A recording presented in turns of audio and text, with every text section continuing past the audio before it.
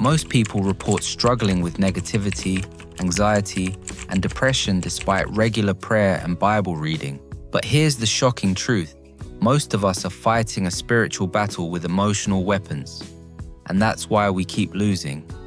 Your negative thoughts aren't just bad moods or chemical imbalances.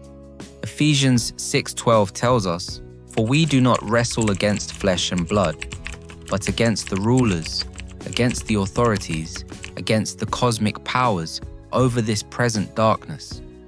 Your mind is a battlefield, and the enemy has one goal: to make you ineffective for God's kingdom. That's why Philippians 4:8 tells us to fix our thoughts on what is true, noble, and praiseworthy, because your thought life shapes your spiritual victory. I'm about to expose the 3 hidden sources that trap most believers in negative thinking and show you God's supernatural strategy to remove negativity permanently. But here's what might disturb you. One of these sources comes from within the church itself, and it's why so many believers live defeated instead of victorious. Before we talk about solutions, we need to understand what we're really fighting. This isn't just about positive thinking or better attitudes, it's about spiritual warfare.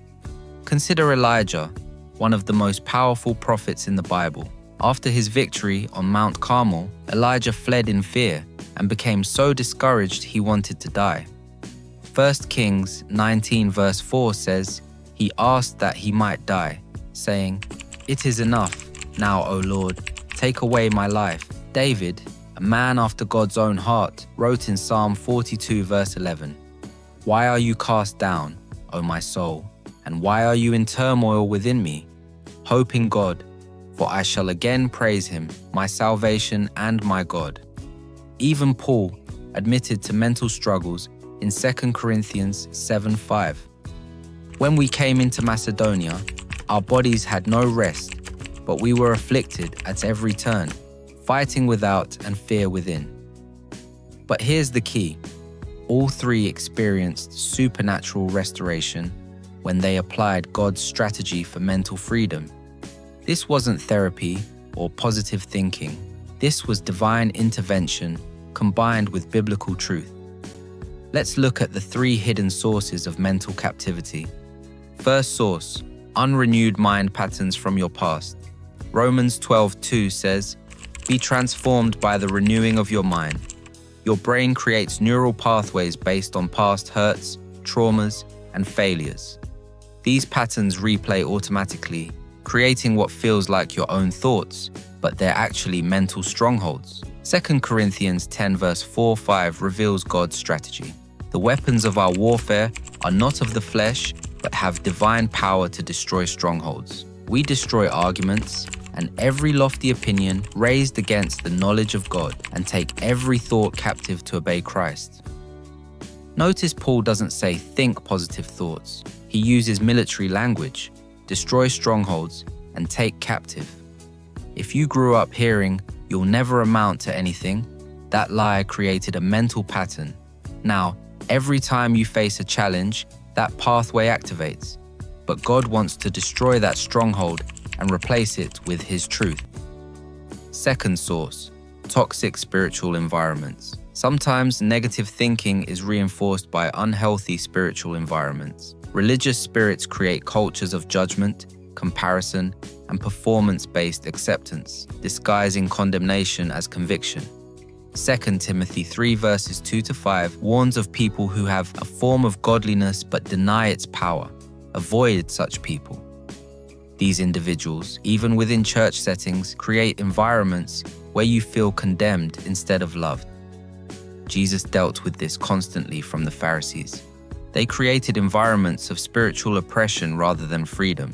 Matthew 23 verse 4 says they tie up heavy burdens, hard to bear, and lay them on people's shoulders. The solution isn't leaving the church. The church is God's plan for community. It's learning to recognize religious spirits and protecting your heart while pursuing genuine Christian fellowship. Third source, demonic oppression targeting your mind. In Mark 5, Jesus encountered a man tormented by demonic forces. The man couldn't be restrained and lived in constant agony, until Jesus recognized the spiritual attack and set him free with one command. 1 Peter 5:8 warns us, "Your adversary, the devil, prowls around like a roaring lion, seeking someone to devour." He attacks your mind with thoughts that seem to come from nowhere. Sudden, overwhelming fear, thoughts of self-harm, or complete hopelessness that doesn't match your circumstances. God uses multiple avenues for healing. Some struggles require medical intervention through skilled professionals. Others need counseling to address trauma. Still others require spiritual intervention. Most require a combination of approaches guided by the Holy Spirit's wisdom. God's 3-step strategy for mental freedom. In Philippians 4:8, Paul gives us the master key. Train your mind to focus on what is true, noble, and praiseworthy. That's the foundation for the steps we're about to walk through. Step 1. Take every thought captive through spiritual discernment. 2 Corinthians 10:5 commands us to take every thought captive to obey Christ. This requires spiritual discernment, a gift from the Holy Spirit, not a mechanical formula. When negative thoughts arise, pray for discernment to recognize their source. Ask the Holy Spirit, "Is this thought from you, from my flesh, or from the enemy?" Then respond accordingly with God's truth. If a lie says, "God doesn't love you," immediately declare 1 John 3:1. "See what kind of love the Father has given to us, that we should be called children of God."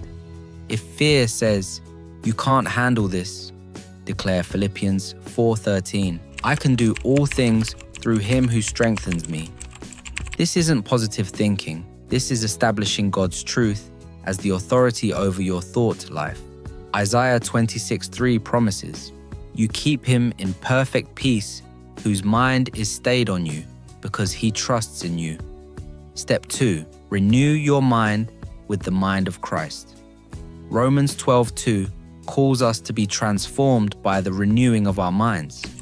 Renewal happens when you consistently replace toxic input with God's truth. Meditate on scripture that speaks to your struggle. For anxiety, meditate on Philippians 4 verses 6 and 7. "Do not be anxious about anything, but in everything, by prayer and supplication with thanksgiving, let your requests be made known to God.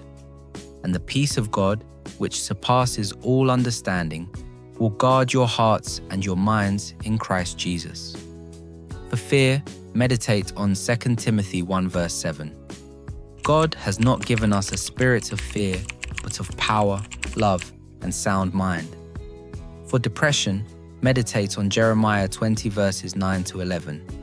"For I know the plans I have for you, declares the Lord, plans for welfare and not for evil, to give you a future and a hope."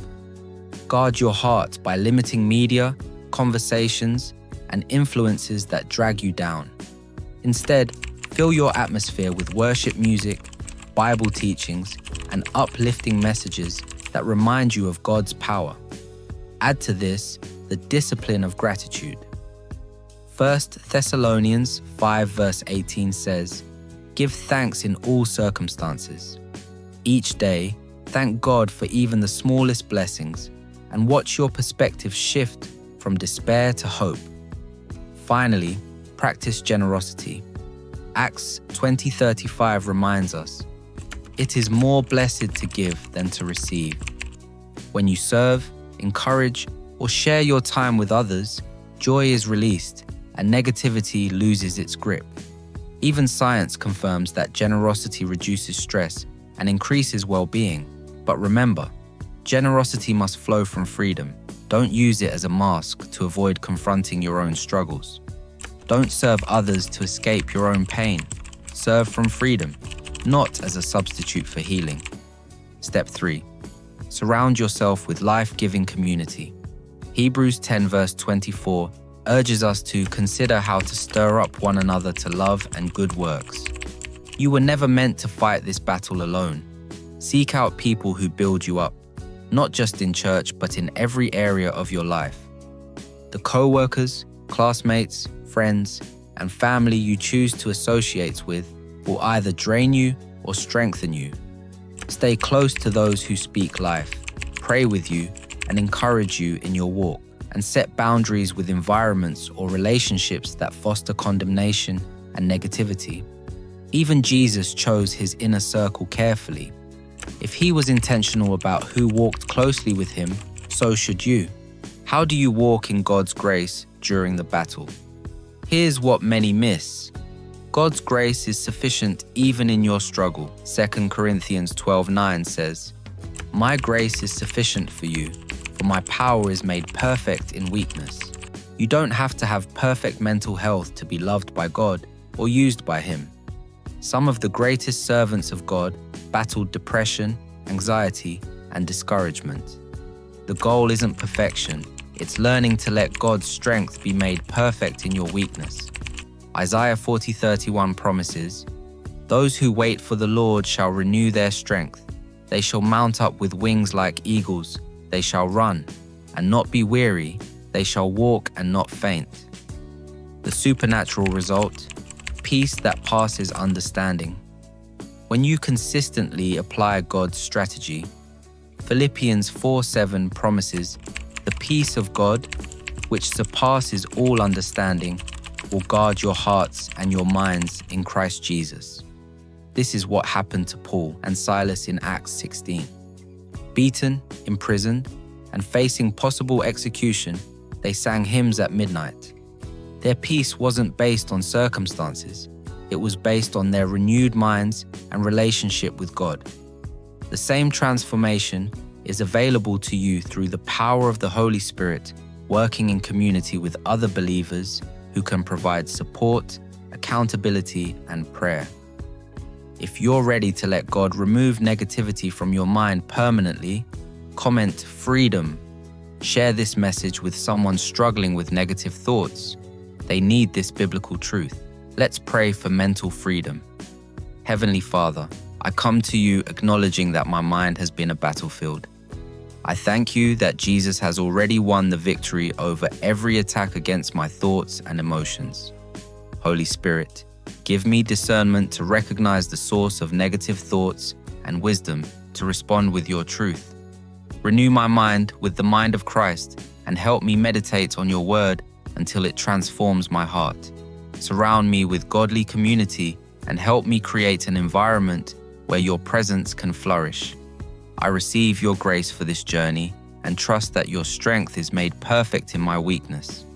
In the mighty name of Jesus, I declare freedom from mental oppression and receive the peace that surpasses understanding. Amen. Remember, this battle is already won. Jesus has given you everything you need for mental freedom. Walk in that victory through his grace, one thought at a time, surrounded by his people who will encourage you on this journey.